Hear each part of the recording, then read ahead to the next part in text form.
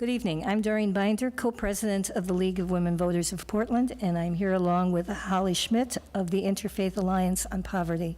And we would both like to welcome you to our candidate forum this evening. The League of Women Voters is a nonpartisan organization that works to help citizens make informed choices in elections. We do not endorse candidates or political parties, but rather we give voters the information they need to select a candidate.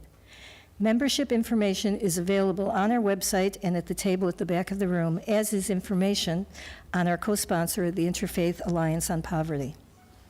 These forums are brought to you by the League of Women Voters of Portland through their education fund and through generous support from Metro East Community Media, Multnomah Bar Foundation, Paloma Clothing, Sarah Fruing Fund, and the Weiss Foundation. And in addition, we would like to thank Multnomah County for the use of this room. If you have not yet registered to vote, the last day to do so will be April 24th. You can contact the County Elections Office or register online through the Secretary of State. Ballots will be mailed out beginning on April 27th. And now I have the honor of introducing Holly Schmidt from the Interfaith Alliance on Poverty. Thank you. I am Holly Schmidt, a member of the Interfaith Alliance on Poverty. We are 13 faith-based congregations in Portland, working together to address the root causes and systems that perpetuate the problem of homelessness and poverty. Change almost always begins with having effective, committed political leadership. And to that end, we have joined with the League of Women Voters to sponsor the candidate forum tonight and the 1 and 2 weeks on April 24th. Thank you.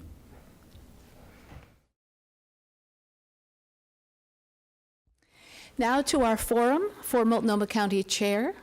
This session will last approximately 50 minutes. I'm your moderator, Debbie Kay, with the League of Women Voters of Portland. 3 of 4 candidates are able to be with us this evening. Deborah Kafuri sent regrets late in the afternoon due to a family emergency. With us tonight, we have Chuck Crockett, Wes Soderback, and Deborah Harris. Thank you for being with us. I will switch the responder for each round of questions, so that everyone takes turn answering first. The candidates will have 1 minute to respond to each question, and I thank our timers. They will each have a 1-minute opening and also a 1-minute closing statement. Timekeepers will let you know a 15-second and then stop, and we will appreciate your stopping when that is time. We will begin with candidates' 1-minute openings, and by random selection and seated in the order that they appear in the voter's guide. We begin with Chuck Crockett. Oh, you just want me to introduce myself? Go ahead. Hi, I'm Chuck Crockett. I'm running for county chair. This is my first go at a political assignment, so it's been pretty interesting. Thank you for inviting me. Nobody really told me that there was a League of Voters of Portland or anything. I just kind of thought it was a national thing, so it's kind of know that they actually have, sections in everyone. But I'm excited to be here and excited to see what questions you have. Is that it? Oh, yes. Thank you. Wes Soderback will give his opening statement. Hi, I'm Wes Soderback. I've lived in Portland area all my life. I put 6 years on submarines. I put 30 years in a merchant marine. I've owned a business since can't remember when. And excuse me, I got hay fever. I've been retired at least 3 times. And I presently am a systems integrator for Intel. And this is not my first try. This is about my 3rd try for a county position. I'm particularly interested in land use planning, which seems to dovetail off. Thank you. I appreciate that.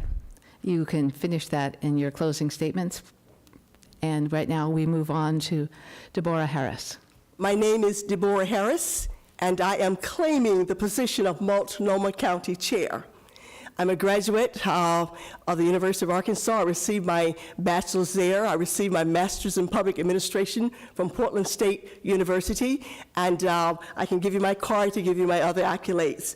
Our county is in desperate need of a chair who reflects good government, sound behaviors, attitudes, and practices, a passion for people, and rebuilding relationships.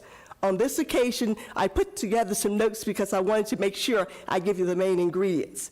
The current chair, Deborah Kafuri, who was placed in this position, has done absolutely nothing in her 4 years but dehumanized a collective group of individuals called women, minorities, people of color, underrepresented, underserved people who are not a reflection of her. As caring voters, we must take an unconventional path to make our county a better place for everyone. Thank you very much. Thank you. I want to let our audience know that we welcome your questions.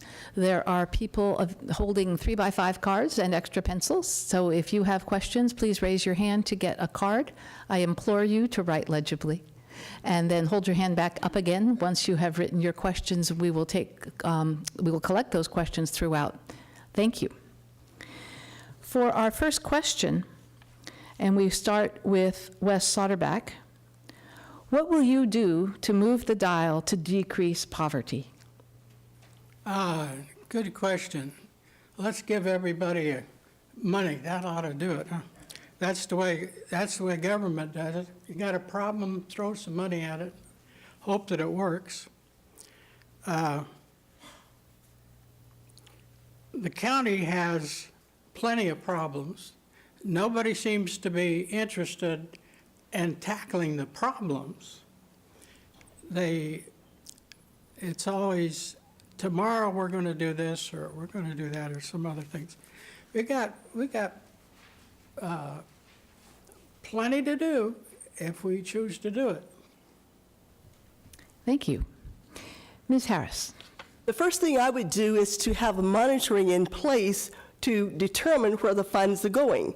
Because instead of repetitively giving the funds to the same organizations and so forth, I would do an assessment of each district out the 4 districts, an assessment to see exactly, we assume we know where all the higher poverty levels areas are, to do an assessment of each district by district to see where the poverty levels are, and then have a monitoring system in place to make sure that those funds that we receive, the county receives $206 billion, a fiscal year, to make sure that those funds are allocated to the proper communities, to the proper districts, to make sure that everybody everything is done fairly by everybody, and do an analysis to see where we are so we can take steps to change it. Thank you. And Mr. Crockett, what would you do to move the dial to decrease poverty? I would do my job. I know that sounds kind of weird, but that's what I would do. I mean, we have enough systems and everything in place. I would just use the systems that we have and actually make them work. Like, a lot of the people who are in poverty feel like they're in like a separate world than everybody else that even has a paycheck to paycheck type situation. So I would want to include them and make them feel heard, first of all. Like, one of my things is I want to have a voting system for the poverty families and for the African American community who's also silenced too. So we don't have situations like the homeless camps or housing situations that lead to more poverty. So that's my main thing, is, like I said, doing my job. That's what I would do. Thank you. On our next question, what will you do to deal more effectively with the connected issues of mental and physical health, domestic violence, and substance abuse? Beginning with Ms. Harris. Well, first of all, I would make sure that we have funds available to train skilled personnel in those areas. And since our police department tend to be the first responders, it's quite critical that those who are responding to these calls, have the understanding, have the knowledge of what to do to assist the people who may have a mental illness or some type of disorder. But when we send an individual to, and even training with domestic violence. If we send someone to a residence and there's domestic violence, and that person has no knowledge of how to intervene or how to react to the person who's doing the abusing or to the mental person, then we're not doing any good. So we need to do some training skills for the police officers and for the first responders when they're going out there. And also, we need to make sure that I would have a district by district where we can. Thank you. Thank you. Mr. Soderback.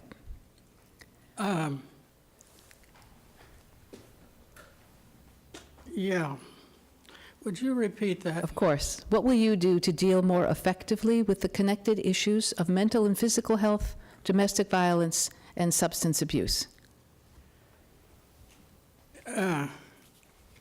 Well, I can't really cure all the ails of everybody.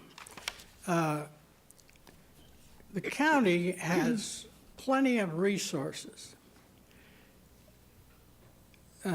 in place to take care of about every imaginable emergency, every imaginable problem that comes up. It's just a matter of who you are, where you're standing in line, whether you get into the system or not. Once you get in the system, then everything seems to work pretty good. Thank you. Our third question, how well is the county prepared to handle climate change? What do you recommend to make the county's infrastructure and population more resilient? Oh, I'm so sorry. Thank you. Please go ahead. The question is, what will you do to deal more effectively with the connected issues of mental and physical health, domestic violence, and substance abuse? Well, seeing as I deal with all three, I've been involved in domestic situations, and myself actually went to prison for a domestic situation. I have an uncle who's dying now because he stopped smoking crack. So, and I also have an aunt who's, her name's V, we call her V, her name's Virginia, and she's mental health. So I would just get down to the root cause of what causes these things, because normally when someone's using drugs, they feel depressed. They can feel alone, like they don't have anybody, it kind of puts them, in a deep mental state. You know what I mean? I kind of feel like it's a mental health issue also with substance abuse, because people, have to be in a certain kind of mental state in order to want to use drugs. As far as domestic violence, it's the same thing, get to the root cause. I've learned in my experiences that communication is normally where it breaks down. And with mental health, I think we need to set up policies. And I agree with Deborah, is train people how to deal with mental health and understand that it's a community situation dealing with mental health, not just a singular situation. Thank you, and I do apologize, and you get the next question. First, that's your reward. How well is the county prepared to handle climate change? What do you recommend to make the county's infrastructure and population more resilient? I think the county is about 50% ready to deal with climate change. And what was the other part of the question again? You don't mind me asking? What do you recommend to make the county's infrastructure and populations more resilient? I think the population can take the climate change, because we have, as you know, we can have a sunny, a snowy, and a rainy day and ice all in the same one day. So I think the population is ready. But as far as the infrastructure, I think we need to deal with our roads, because they're probably the biggest hazard we have as far as climate and everything. We need to get our bridges and a lot of the unpaved roads through the back neighborhoods. And some of the roads we have right now are just horrible. I mean, you can go, 10 blocks up the street of Hawthorne, and you can see cracks in the pavement everywhere. So I think that actually dealing with our roads and our bridges and our actual speedways and roadways, how people get around, would actually deal with it. As far as humans go, we adapt, so I don't think there's really any special need for that. Thank you. Mr. Soderback. Well, it's like climate, like the weather. Everybody talks about it, and nobody ever does anything about it. I'm not so sure that climate change has been significantly identified, other than what I've seen all my life. I've been a sailor. I've been out on a ship sailing around the world with my nose into the wind. I don't see anything unusual about the weather. What I do see is that the weather moves around. Maybe we get a big storm 100 miles off the coast one day, maybe it hits us the next day. So, you know, climate's here, we're going to have to deal with it one way or another. Thank you. And Ms. Harris? Well, one of the things that I would do is to educate our population, because oftentimes people are not familiar, do not understand the logistics of climate change. We assume that everybody does. You know, everyone doesn't have access to computers. Everyone doesn't read it's not on social media. A lot of people aren't. So it's all about educating. The more we educate our community and not just sit within our four walls and send out information through the mail or on the internet, but have someone specifically, I'm always going back to this, specifically going out to the districts, and even myself, having a meeting at each district and say, let's get this group, this community together so we can discuss, so I can listen, tell me your thoughts, and let me share with you what's going on. As far as infrastructure, yes, our buildings are going up and up and up. I'm looking at maybe doing better with the rail system, maybe going underground and so forth, to help with the infrastructure situation. Thank you. Our next question begins with Mr. Soderback. Can you describe leadership roles you have had, and how will those roles improve your work on the Multnomah County Commission? Well, I've been a Multnomah County Democrat for over 50 years. I've been on numerous committees and numerous pieces of legislation through the years. I'm fully informed of what happens at the county. I go back to my family. We came here in the 1800s, and a few of them been in government. We don't have any new problems in government. They're the same problems. They come up for every generation, and we seem to have to back off and repeat ourselves before we can go ahead. Okay, thank you. And Ms. Harris?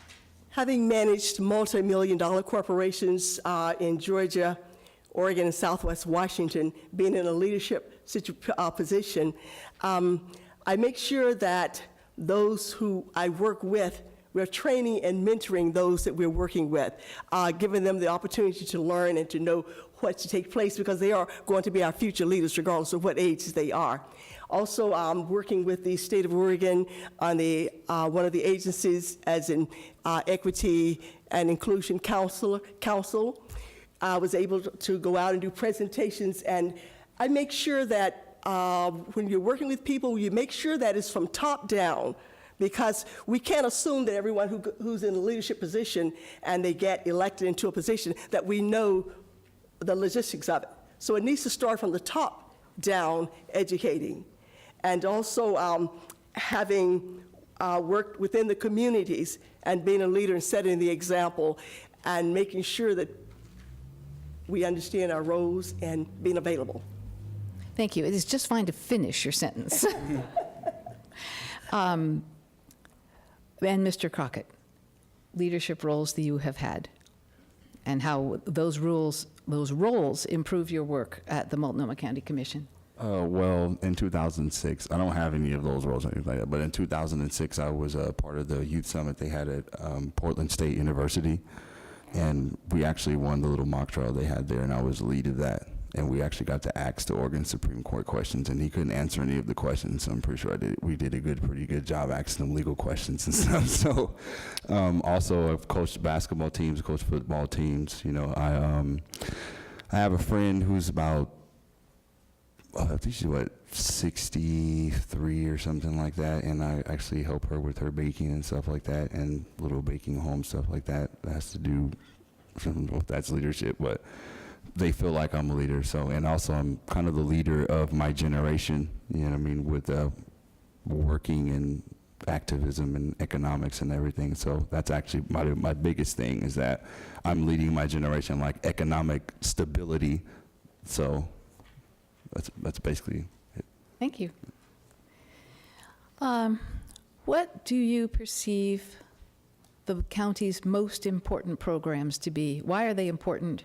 What changes would you propose, if any, beginning with Ms. Harris? Okay, the most important programs right now, with the issues that's going on with employees and disparities and so forth, we need to take care of that so we can focus on solutions for homeless and quality of life for the elderly, and focus on our children, their education, because their dreams are evaporating for education. So my solution would be to put in place what we call the ombudsman, so that union employees will have a source to file a complaint, which isn't there right now. And also put in place, resurrect rather, the merit system that former Gladys McCoy had before. And this is where, when you have non-union employees and also managers, if they need to file a complaint, then they have a place to file the complaint at, a neutral place to go to file a complaint, whether it's against an elected official or whether it's against another manager. So I would implement that. Then we can work on getting human beings working together like human beings should. Then we can focus on these other critical issues that we have that's very, very important. Thank you. Mr. Crockett, what are the county's most important programs? Why are they important? What changes would you propose? I think the county's one of the most important programs is the housing program, and it doesn't get enough attention. I think that we need to add kind of a home ownership program to the county, that there currently isn't one, because as we're continuously cycling money into the housing, the developers are kind of getting hip to it. So that's why you're constantly seeing prices go up, because the owners and the renters association, they know what's going on downtown. They're not stupid. So I would kind of cut off the head of the snake and start getting people into home ownership, so that they can feed back into the same system and we can have some type of stability with housing. That's probably the thing. And there's another thing, is I think I can't remember the name of the women's program, but I know that they have more money set aside for sex offenders than they do for women. So that's definitely going to be my biggest thing, is that to set aside money for single moms and women to do things, because right now we have more money for sex offenders to do things than for single moms, and that is a really big issue to me. Thank you. Mr. Soderback. Well, what's the most important? It depends on who you are, I suppose, what's the most important. The county has a problem. It's got a budget of about $1.5 billion. The only thing, it only gets to actually work with about $40 million, $50 million.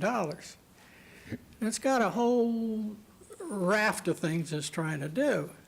Well, what we need is a direction to go in. The things are all in place. What we simply lack is somebody that can get in and get the troops lined up and get them marching in the right direction. Thank you. An audience question. One of our audience members likes to think that priorities drive the budget, not budget drives the priorities. How do you choose priorities? Beginning with Ms. Harris. Okay, how do I choose priorities? Well, priorities, of we're order. looking at sense of urgency, a 911 situation. Let's say if we run into a situation where we have a disaster, we need to focus on that. Right now, we're looking at our seniors and our elderly, the quality of life. And I do know about $400,000 been pulled away, for assistance there.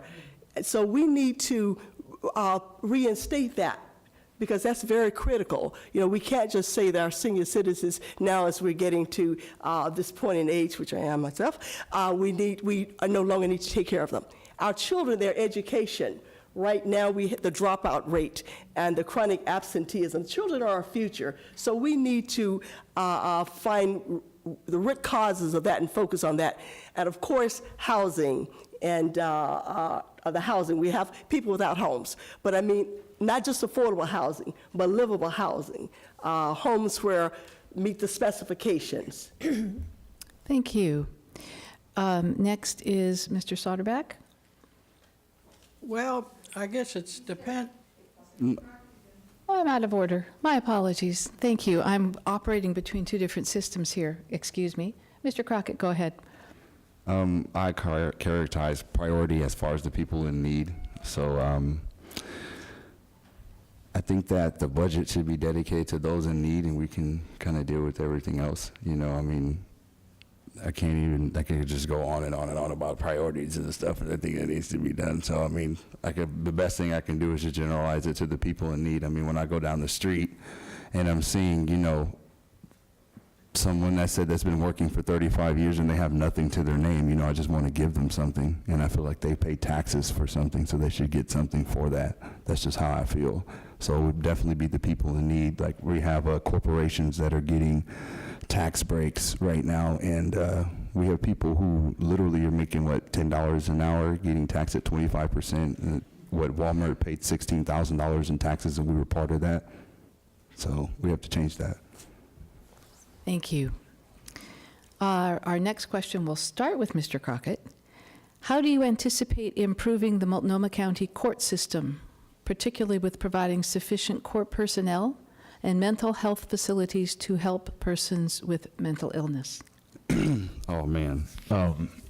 First of all, you have to gut the system. The courthouse needs to be gutted. There's just a kind of like a buddy-buddy system in there that allows everything to keep going. So it would have to be gutted, and you have to put in a new policy that doesn't allow a buddy-buddy system. I know people don't know that, but the courthouse does by an adversarial system. And there's something where the DA has criminal court cases and such things where they don't have to give information to the grand jury that may actually find you innocent. They can only present evidence that's literally only for their benefit. And that's how we've been literally handling the courts for you know, since the start of the country. So that's why I said it needs to be gutted, and the policies and systems need to be in place that don't allow that kind of stuff to happen. Thank you. Mr. Soderback. Our court system, of course, is a creature of the state, and but we in Multnomah County get to pay for it, as other counties do. So there's not much we can do on as far as the procedures and the laws and all that. The biggest thing on the agenda now is finding a courthouse, and I didn't think there was anything wrong with the old one. It's a fine old building. It needs to be redesigned, but we're going to get a brand new one, and they're building it. It seems to follow that if you have a nice building, somehow you're going to have a more equitable law system.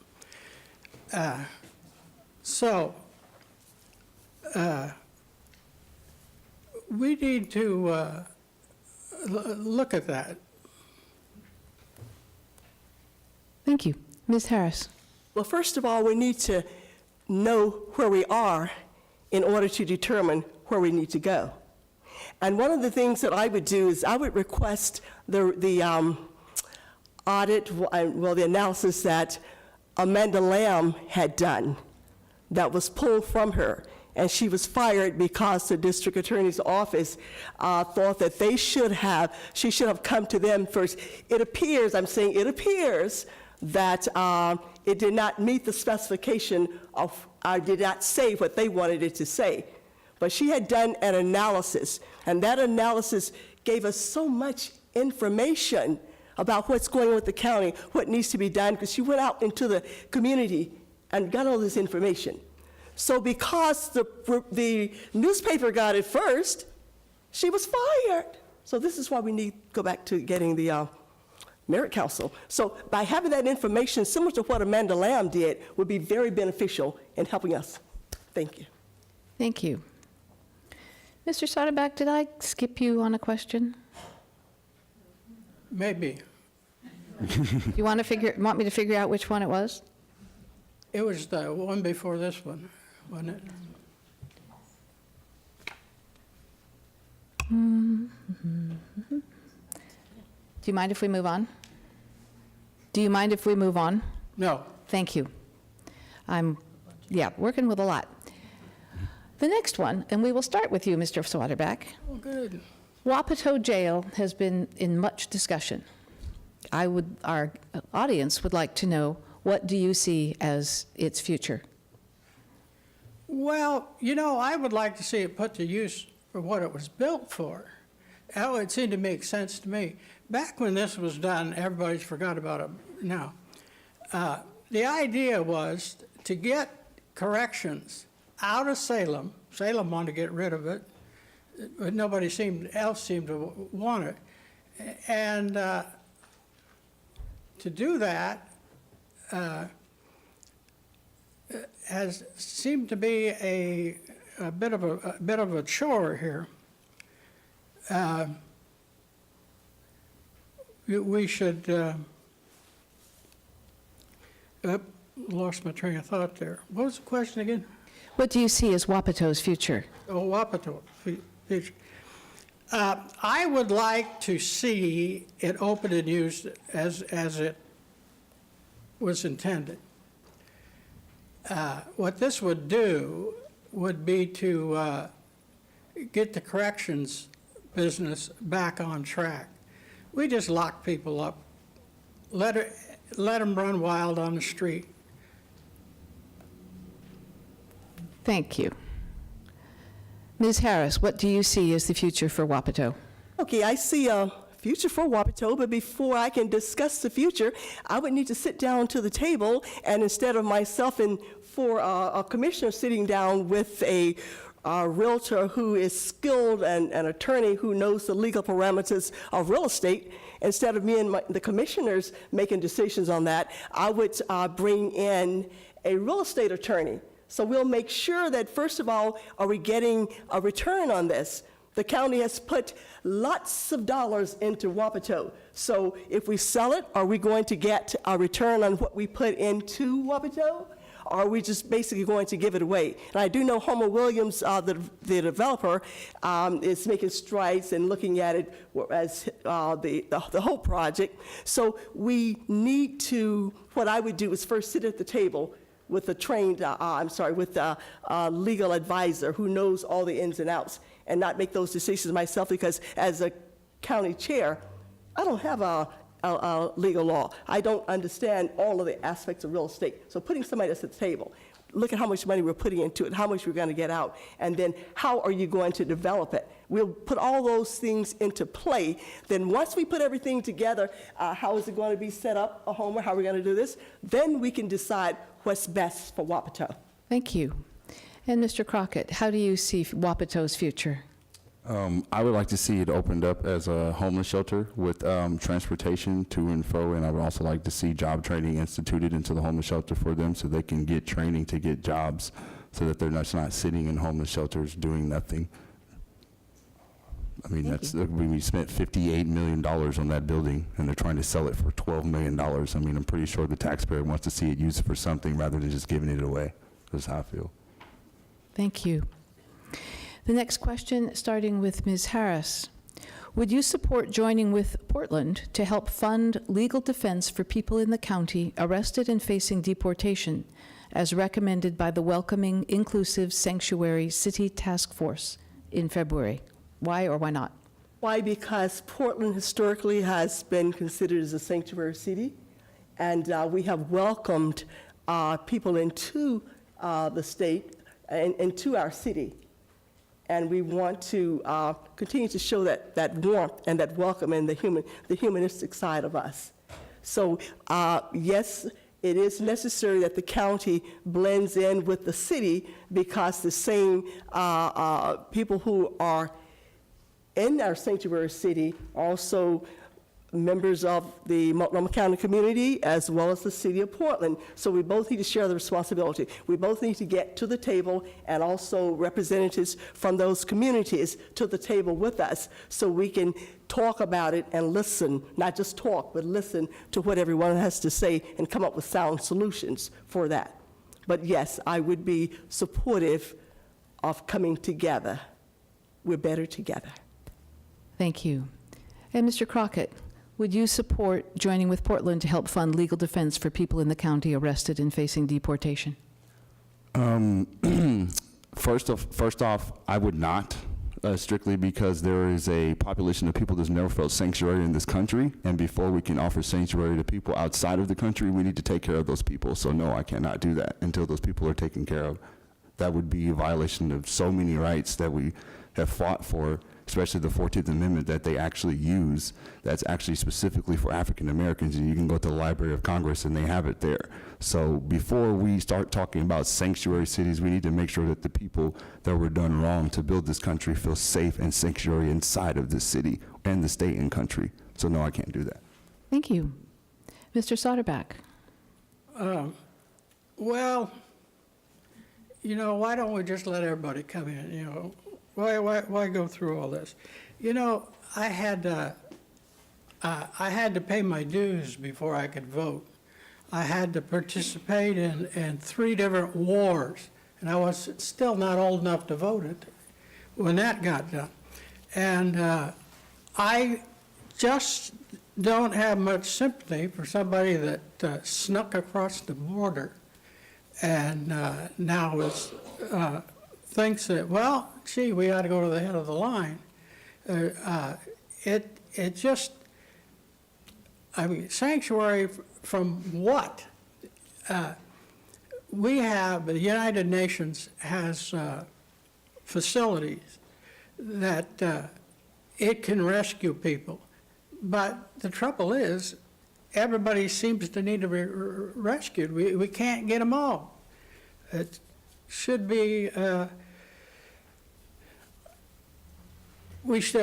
government shouldn't be helping out people break the law. Thank you. Our next question from the audience. What one thing do you think the county is doing well? Mr. Crockett. What one thing do I think the county is doing well? I don't think they're doing anything well. I'm just going to be honest. I don't see any improvement. I don't see any of the funds. Deborah Colfrey was asked at one of the counter forums where $150 million for housing was, and she had no answer. So no, I don't think they're doing anything. That's my answer. Thank you. Mr. Soderback, what one thing do you think the county is doing well? Well, you know, it's not that bad. The county burns through $1.5 billion a year, you know. We're certainly getting something for that. Then that's one of the problems. We have so many things to do. Come around election time, we get hung up on these little unimportant issues.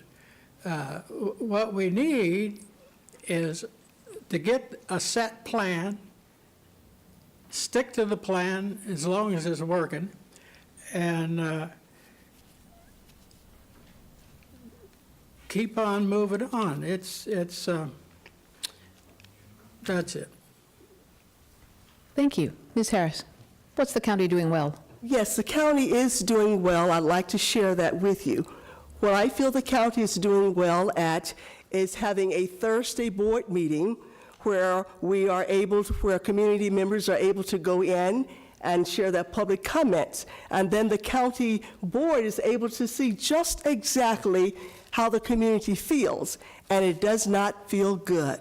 It isn't good.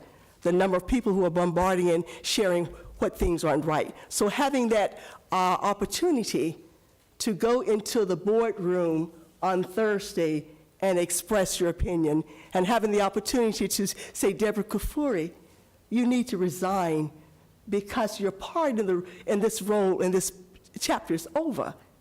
You need to let it go and let someone come in who's going to lead the county and be fair and care about everybody in the county. not just the big eyes, but those that we consider the little U's also. Thank you. Thank you. Another audience question.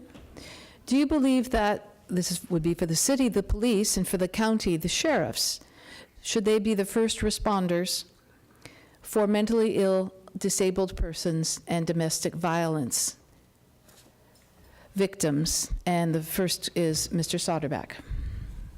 Well, I've been a first responder of sorts for most of my life. I don't believe that first responders, can hold mental health sessions. And you're trained, you do your job. Mental health, the problem with the mental health is we don't really know what we're doing as a people and as a human race. We know these people don't work quite right, but we don't really know what to do. So the first thing we do now is we drug them. We used to, we always have done. The next thing we lock them up, and that's so until we move ahead and find out if there is a possibility of treatment or whatever, then we can move ahead. Until we aren't, we're just going to have to deal with it. Okay, thank you.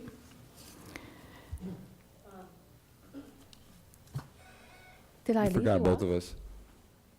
I'm trying to go in a circle. Did I leave you off on the last question? You left her off too. Must be late. My apologies.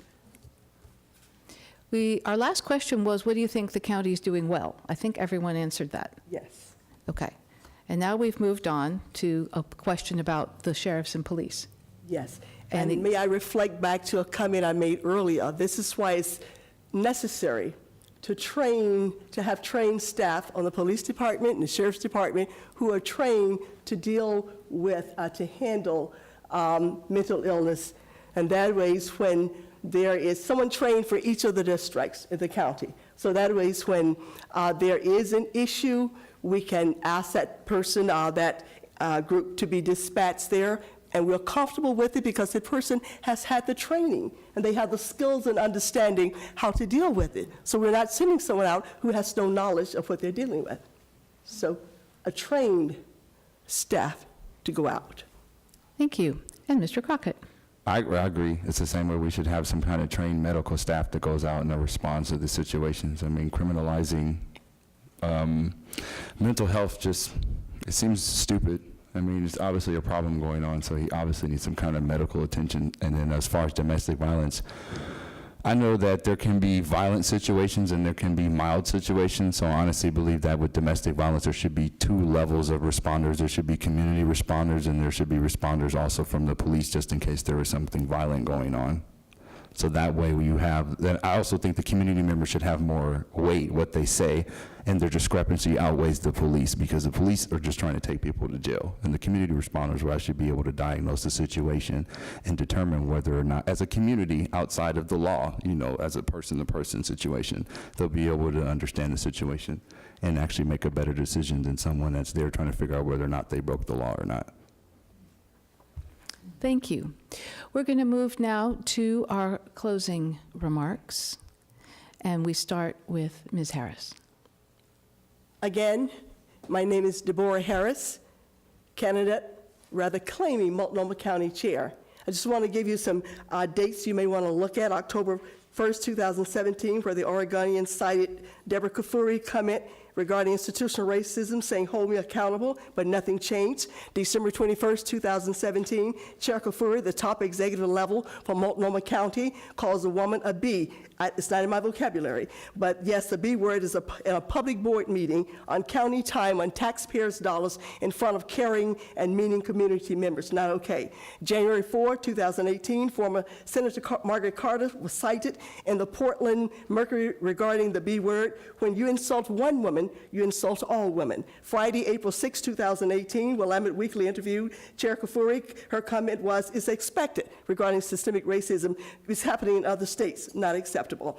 So basically, those are some of the areas. And if we look at Sunday, April 8, 2018, in a forum by OPNOW, I can share all those other dates later. Thank you. Thank you. And I've completely lost. It's your turn. Oh, well, again, my name is Chuck Crockett. I'm running for chair to try to bring something new to the table. You know, we've all seen how the government's been run and how everything's been going, and so I'm trying to change and bring in something that reflects the people itself. As she said, there's a Thursday meeting every week, and the community speaks, and I mean, we can obviously see what it looks like around the county, whether they're heard or not. You know, I mean, Deborah Colfrey is still sitting there, and there are things going around, and people are asking questions, and she won't answer them. So I'm trying to bring something that more reflects the people and an understanding with the people so that they feel connected to the person that they elected in the government, so they don't feel like once they elect somebody, who knows what they're going to do. You know, and I know I'm young, and I know I'm 29 or whatever, and it seems pretty awkward, but I'm excited to, you know, be life in this situation. You know, it seems like, you know, me being here is bringing new life, and if that's what it's doing, then I want to bring life back into the county and the government so that there is something there. It's not just dead weight on the people. Thank you. And Mr. Soderback. Well, we got a lot coming up for the county. We have a new courthouse. We have what are we going to do with the old courthouse? We have any number of programs in the works. What we need is somebody with management experience that can connect the dots. We all know what we want, and we're not going to get what we want, but we at least ought to put it out there. And I've been a member of this community for a long time, and there's not much that I haven't seen. Thank you very much. At this point, we are finished with this panel. That's all the time we have. I want to thank these candidates for participating, and also thank the Interfaith Alliance on Poverty for co-sponsoring, Metro East Community Media for recording, and our volunteers for helping. For more primary information, pick up the League of Women Voters Nonpartisan Voters Guide at your local public library, New Seasons Market, Meals on Wheels Dining Center, or go to 411.org. Election Day is May 15th. As in all Oregon elections, you will receive a mail-in ballot. Ballots must be mailed back in time to be received by May 15th or dropped at a drop-off site anywhere in Oregon up until 8 o'clock that night. Postmarks do not count, and thank you for watching. Please remember, your vote is very important.